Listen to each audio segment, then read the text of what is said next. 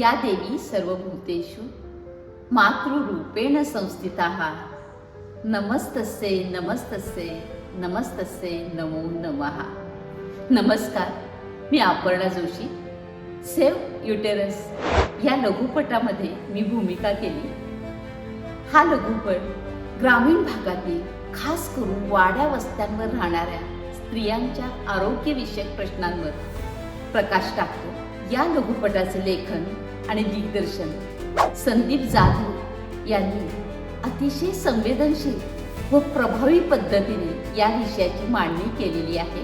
हा लघुपट लवकरच प्रदर्शित होणार आहे.